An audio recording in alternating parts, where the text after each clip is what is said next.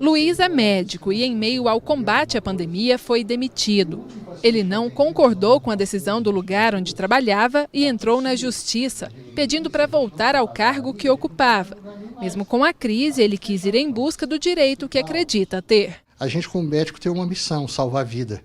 E às vezes a gente acaba esquecendo até de nós mesmos. Mesmo eu sendo diabético, obeso, eles não quiseram me afastar. A família pedindo para afastar, com medo, né?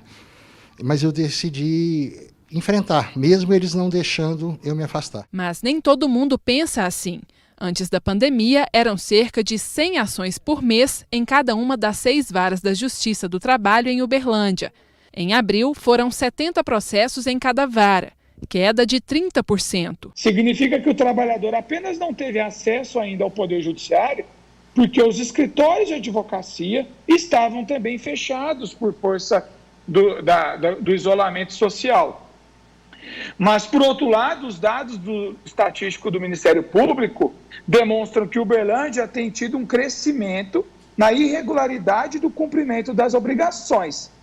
Isso vai ensejar o quê? Aqui até o final do ano, uma retomada no crescimento do número dessas ações, provavelmente. Houve diminuição de ações em todo o estado, mas menor se comparado a Uberlândia, uma média de 20%.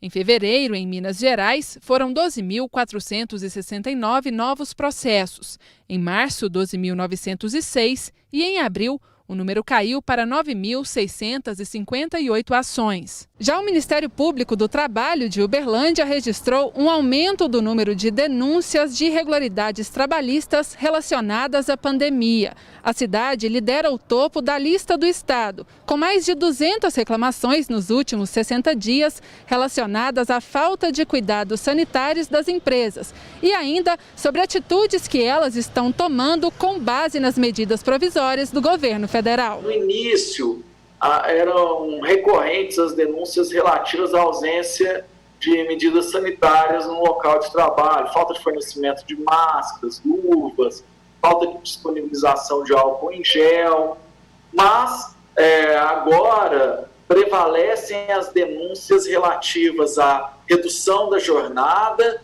e suspensão do contrato de trabalho. Algumas denúncias já viraram ações, mas na maior parte das vezes, os procuradores preferem resolver de forma pacífica, com recomendações e orientações para que as empresas denunciadas mudem de postura. Na esfera extrajudicial, o Ministério Público atua para que haja a correção da conduta pelo empregador.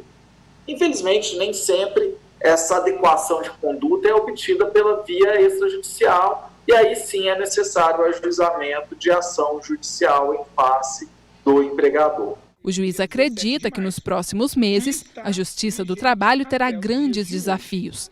Quando os trabalhos presenciais voltarem, o número de ações deve voltar ao normal ou ainda aumentar. Nós ainda não temos os dados de maio, mas a tendência é que, a partir do momento em que as atividades foram retomadas, principalmente aqui em nossa cidade, esse número de processos voltará. Eu acredito que ele, inclusive, superará o número de demandas distribuídas nos 3 primeiros meses, em virtude desse emaranhado de novas normas jurídicas que saíram por força de medidas provisórias editadas pelo governo. Este advogado está com o escritório fechado desde o início da pandemia, mas de casa tenta manter o ritmo de trabalho normalmente. As reuniões com os clientes são feitas por telefone ou por videoconferência.